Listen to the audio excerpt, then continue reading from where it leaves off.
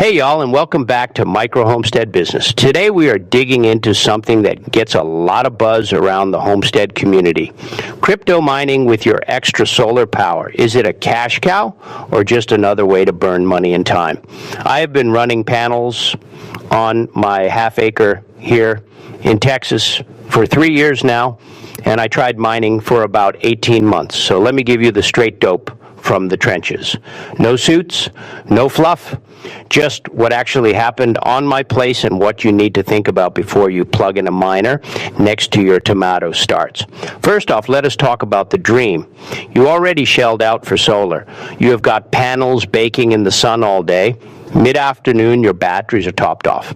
And your inverter is sitting there twiddling its thumbs, and that extra power just goes back to the grid for pennies in a lot of states. Feels like a waste, right? Then you hear about Bitcoin or Caspa or some other coin, and you think, man, I could turn sunshine into digital gold, slap a miner in the barn and let it eat that excess power. Pure profit, that is the pitch. And honestly, it sounds real American. Self-reliance, energy independence. Hustle culture meets homestead grit. But here's where the rubber meets the road. Mining is not free money. Even if your power is free, your gear is not, your time is not, and the crypto market is wilder than a rodeo bull. Let us start with the gear. To mine Bitcoin in 2026, you are not using your old gaming PC. You need an ASIC miner. Those things are loud. Think jet engine in your tool shed. They pull serious juice. A single modern Bitcoin miner pulls around 3,000 watts, running 24 hours a day. That is like running 3 space heaters nonstop. Heat is a big deal. You have to vent it or your barn turns into a sauna by noon. I tried running one in my insulated well house in July. Bad idea. It hit 120 degrees in there, and the miner kept thermal throttling. Had to cut holes and add exhaust fans. More cost, more work. Now, if you are looking at altcoins, you can use GPU rigs. They are quieter and more flexible, but still hot and still pricey. A decent 6-card rig in 2026 will run you maybe $2,500 used. If you hunt, new is more. And cards burn out. Fans die. You become an IT guy real quick. My first rig went down every time a spider built a web in a fan. No joke. Homesteading and electronics are weird bedfellows. So what about the power side? This is where homesteaders have an edge. The average American pays around 15 cents per kilowatt hour. At that rate, mining is dead for most folks unless Bitcoin moons. But if your solar is paid off and you are truly making excess power that would otherwise be curtailed or sold back for 3 cents, then your power cost is basically zero. That changes the math big time. I have a 10 kilowatt array here. On sunny days by 11 a.m., my batteries are full. From 11 to 4, I am making maybe 8 kilowatts extra that I cannot use. That is 40 kilowatt hours a day of free power just sitting there. In summer, that happens maybe 25 days a month. Do the math, and that is 1,000 kilowatt hours a month going nowhere. At 15 cents, that is $150 I am leaving on the table. So I pointed a miner at it. Here is what I learned. You cannot just run the miner when the sun is up.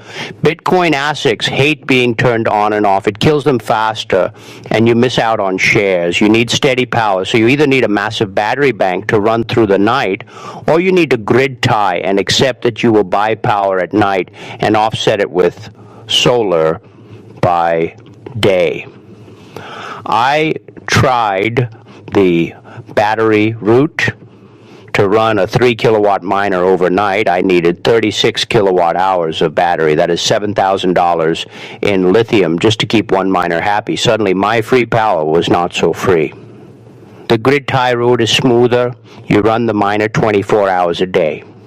During the day, solar covers it. At night, you buy from the grid. If your utility does net metering 1-to-1, then it works out. You bank credits by day and burn them at night, but a lot of states have killed good net metering. Here in Texas, my co-op pays me 2.4 cents for excess. I buy at 12 cents. That spread will eat your lunch. You have to know your utility rules before you spend a dime. Call them. Do not assume. Now let us talk money. Subjective time. When I started in early 2025, Bitcoin was ripping. My single S19 miner was making maybe $8 a day after power costs if I counted power as zero. Felt like I was printing money. I was strutting around like a rooster. Told my neighbors I was farming digital corn. Then the halving hit. Rewards got cut in half. Then the difficulty shot up because big Texas mining farms came online. Suddenly that same miner was making $3 a day. Then Bitcoin dipped. I was making 1.20 a day. At that rate, it would take 4 years to pay off the miner. And that is if nothing broke. And stuff breaks. These machines are run hard. I had a power supply pop after a dust storm. Another one got ants in it. Yes, ants. They love the warmth. Cost me $80 and a week of downtime. You are not just a homesteader. You are tech support now. If you hate troubleshooting, do not even start. So, is it profitable? Maybe. Depends on three things: your power situation, your gear cost, and your tolerance for chaos. If you already have solar and you truly overproduce, and you have good net metering or a big battery bank you already paid for, then yeah, you can make some side cash. I know a guy in Arizona with 20 kilowatts of solar and no AC. His house uses nothing midday. He runs 2 small Caspu miners and pulls in maybe $150 a month. He bought them used for $400 each. He will break even in 6 months if the coin holds. He is happy as a clam. But if you are buying solar just to mine, then forget it. The payback is brutal. Solar is $2 to $3 per watt installed.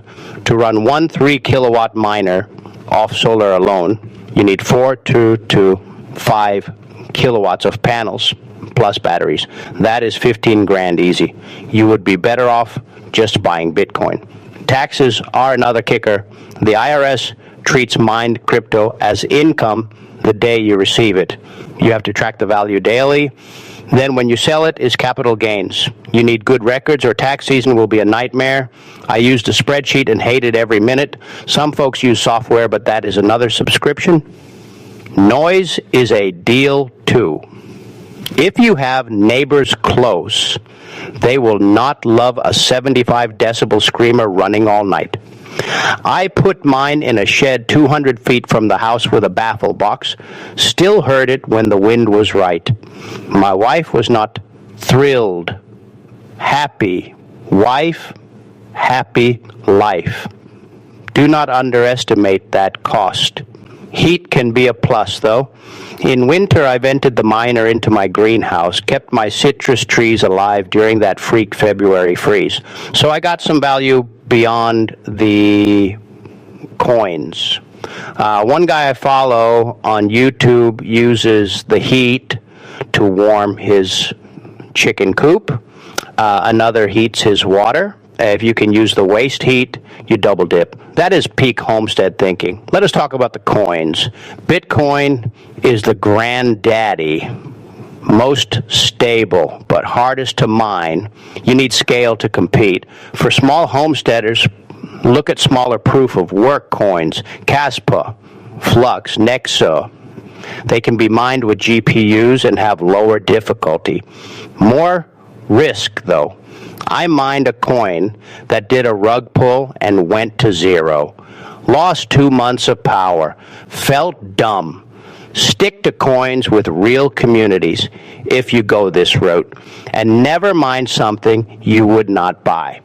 You also have to think about security. You are now holding crypto. That means wallets, seed phrases, scammers. I had a phishing email that looked real. Almost clicked. If you lose your keys, your coins are gone. No bank to call. That responsibility is heavy. It is not like canning beans. So here is my straight shooter advice for micro homestead business folks. 1, audit your power for 1 month. Track your true excess, not what the solar salesman guessed, real numbers. Use an Emporia, View, or IO to watt. If you are not making at least 20 kilowatt hours a day of excess, do not bother. 2, check your utility deal. No net metering or bad buyback rates will kill you. If you're on a co-op call and ask for the distributed generation policy, get it in writing. 3, start small. Buy one used miner or build a small GPU rig. Treat it like farm experiment. Do not bet the meat. Feed money. And if it works, scale up. If not, you are not wrecked. 4, plan for heat and noise. Do not put it in your house. Build a doghouse-style enclosure with airflow. Think through fire safety. These things have burned down garages. 5, use the heat, winter greenhouse, hot water, shop heater, waste, not want not. That is the Homestead way. 6, track everything. Power in, coins out, downtime, repairs, taxes. If you cannot measure it, you cannot manage it. 7, have an exit plan. Crypto winters happen. Be ready to shut off and sell the gear. ASICs lose value fast. GPUs hold value better because gamers buy them. For me personally, I stopped mining Bitcoin. The big boys in West Texas have that locked down. I could not compete. I sold my ASICs and kept one GPU rig running on solar excess just for fun. It makes maybe $40 a month in cash poo. I use the heat in my brooder. It pays for the chicken feed. That is a win in my book. Not a Lambo, but a real small piece of a resilient homestead. The big lesson is this. Mining is not passive. It is another farm chore. Some days it is great. Some days it is a pain in the neck. If you love tinkering and you have real excess power, then give it a shot. If you just want easy money, buy an index fund and keep gardening. At the end of the day, homesteading is about stacking functions. Solar gives you power, chickens give you eggs and compost, a miner can give you cash and heat, but only if it fits your system. Do not force it. So that is my take. I'm not a financial advisor. I am just a guy with dirt under his nails and a few extra panels. Your mileage may vary. If you try it, start slow and keep it safe. If you got questions, drop them below. If you are mining on your homestead, tell me what is working for you. And if you want me to do a full walkthrough of my solar mining shed setup, smash that like button and I will film it. Thanks for hanging out. Go make your homestead pay you back. See y'all next time right here on Micro Homestead Business.